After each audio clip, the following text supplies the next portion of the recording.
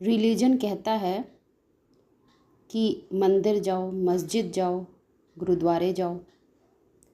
यदि दर्शन करने हैं तो एक विशेष स्थान पर पहुँचो। तो क्या समझा जाए? क्या अपने अपने घरों की चार दीवारियों के बीच में ये व्यवस्था नहीं की जा सकती? मंदिर बना लें, मस्जिद बना लें, तो क्यों यूँ व्यवस्था नहीं करी जा सकती है? क्यों हमारे विद्वानों ने, स्कॉलर्स ने ऐसी व्यवस्था रखी है कि दर्शन करना है तो एक पर्टिकुलर स्थान पर पहुंचना होगा। अब दर्शन करना किसकी बात है?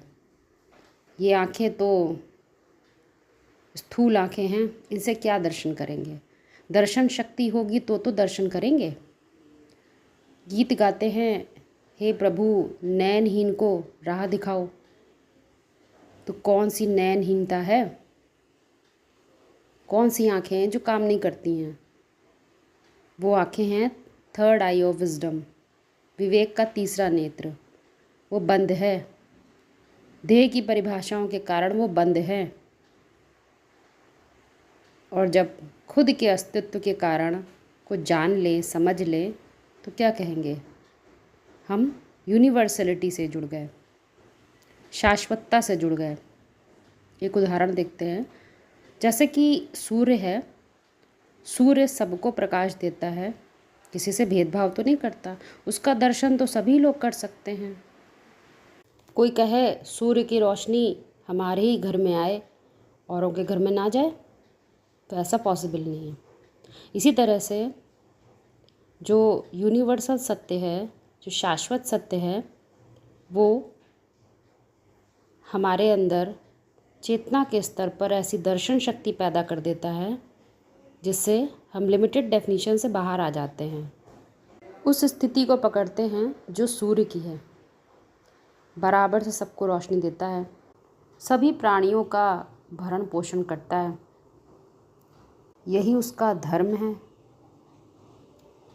रिलीजन तो हमें बांट देता है, परंतु धर्म हमें शाश्वतता से जोड़ देता है। ये तो सार्वभौम सत्ता है। इसमें मैं तू तेरा नहीं चलता। मंदिरों में शिवलिंग दिखाते हैं जो कि विशेष तौर पर सभी देशों में अलग अलग प्रकार की खुदाइयों में मिलता है। शिवलिंग है ही यूनिवर्सलिटी का प्रतीक। देवताएं शिवलिंग के आसपास बैठे होते हैं, तो क्या हम नहीं बैठ सकते?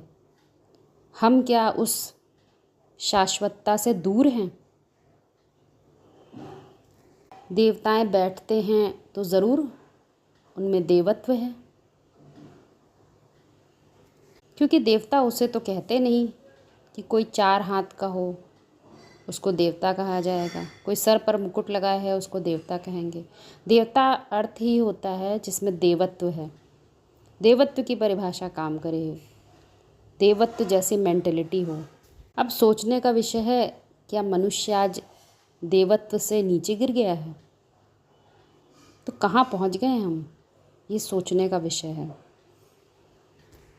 ये बात वास्तव में पूर्ण रूप से चेतना के स्तर पर लगती है, स्टेट ऑफ माइंड पर लगती है।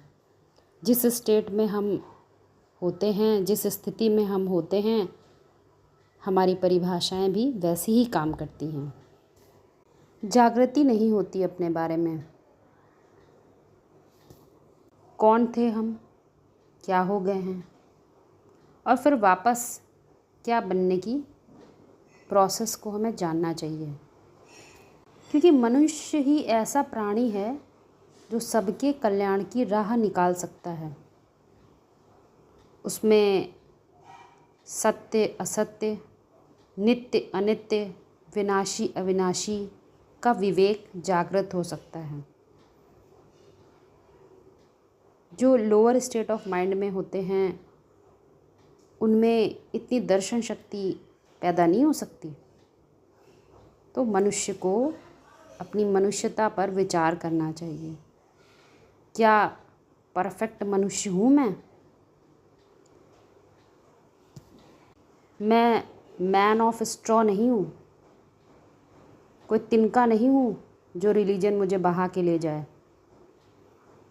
मैं मैन ऑफ रॉक हूँ, एक चट्टान की तरह मेरा अस्तित्व है जो धाराओं को मोड़ सकता है। मानव का स्वधर्म है दुनिया को नए रास्ते पर चलाना,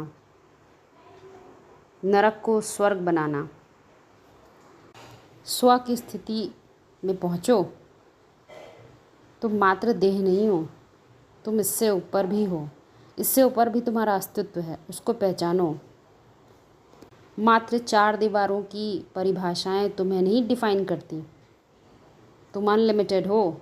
अपने अस्तित्व को पहचानो, तब वो दर्शन शक्ति पैदा होती है जिससे हम दर्शन कर सकते हैं। मंदिर मस्जिद बाहर जाने से तो डिविनिटी नहीं आ सकती, देवत्व नहीं जागृत हो सकता। मन के अंदर पहुँचो।